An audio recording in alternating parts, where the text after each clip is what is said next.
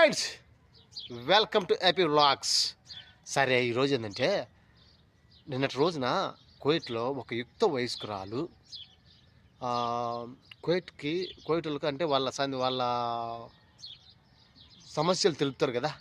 వాళ్ళ సమస్యలు తెలిపేటప్పుడు ఒక యుక్త వయసురాలు అనేది కువైట్లో సిటీలో ఒకటి ఆక్వా పార్క్ అని ఒకటి ఉంది. ఆ పార్కులకి ప్రవాసులు అంటే ఇతర దేశాల నుంచి వచ్చి జీవించే వాళ్ళని ప్రవాసం అంటారు కదా. ప్రవాస భారతీయులు, ప్రవాస కువైతీస్ అని ఉంటాయి కదా.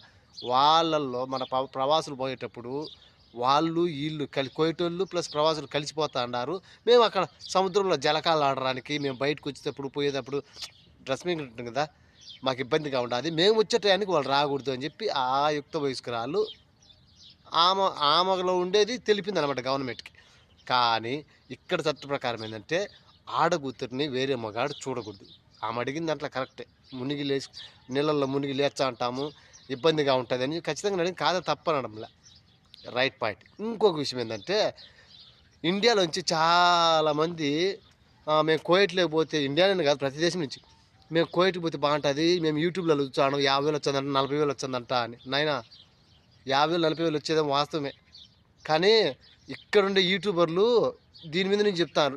ఈ నుంచి చెప్పమను, దమ్ము ధైర్యం అంటే ఈ నుంచి తెచ్చి చెప్పమను. ఏమంటే తన్ని రూమ్లలో బండేస్తారు. ఈ నుంచి చెప్తే అబ్బా పర్లేదంటారు. అందుకే ఈ నుంచి చెప్తారు, దీంట్లో నుంచి చెప్పరు అనమాట. ఆలోచించండి. ఇంటికి మీరు చదువుకున్న వాళ్ళు చాలామంది ఉంటారు. చదువుకున్న వాళ్ళు మీకు మేము బిజినెస్ స్కిల్స్ ఖచ్చితంగా ఉంటుంది. చదువుకునే ఇది మాత్రం ఎక్కువ ఉంటుంది. ఏమి ఆలోచించండి, మనం ఏం చేస్తే బాగుంటుంది, మనం ఏం చేయకుండా బాగుంటుంది. ఇండియాలో కొన్ని వందల వ్యాపారాలు చేసుకుంటే, కొన్ని వందల వ్యాపారాలు నీ సొంతంగా. ఇది ఇక్కడ గల్ఫ్కి వచ్చే డబ్బు 1,30,000 40,000 పెట్టేది అక్కడనే చిన్న మాట 1,40,000 పెట్టి 4 ఎనుములు కొనుక్కో. రోజుకు వచ్చేసి 20 లీటర్లు, 25 100 రూపాయలు,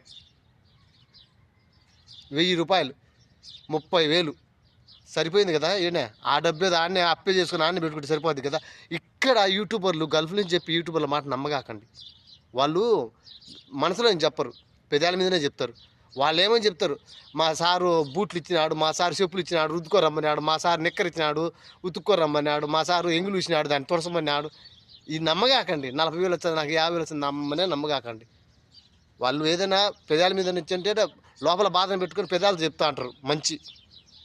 ఇది ఒక్కటి మాత్రం వినండి, జాగ్రత్త పడండి, జాగ్రత్త చూసుకోండి. రావాలని కూడా రావండి, నేను వద్దని చెప్పలేదు. దేశం మంచిది కాదని నేను చెప్పడం, దేశం మంచిది. కానీ రాబో కాలంలో నేను చెప్పేది, రాబో కాలం చాలా ఇబ్బందిగా ఉంటుంది. ఇక్కడ 70% మంది కష్టాల్లో ఉన్నారు, 30% మంది ఏమో నిదానంగా ఉంటారు. మీరు ఇళ్ళలో పనిచేసేవాళ్ళని కాదు, ఒక్కసారి ఎవరైనా యూట్యూబ్లో వ్లాగ్స్ ఉంటే కనుక బయట పనిచేసే వ్లాగ్స్ చూడండి, మీకు ఏంటో కష్టం అర్థమైంది.